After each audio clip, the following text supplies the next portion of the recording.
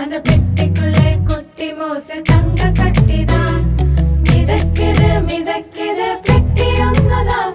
அந்த பெட்டிக்குள்ளே குட்டி மோச தங்க கட்டிதான்.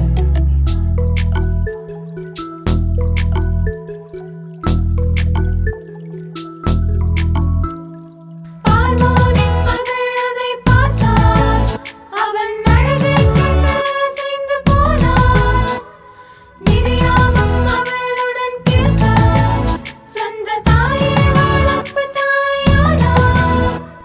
மிதக்குது மிதக்குது பெட்டி ஒன்னுதான். அந்த பெட்டிக்குள்ளே குட்டி மோச தங்க கட்டிதான். மிதக்குது மிதக்குது பெட்டி ஒன்னுதான். அந்த பெட்டிக்குள்ளே குட்டி மோச தங்க கட்டிதான்.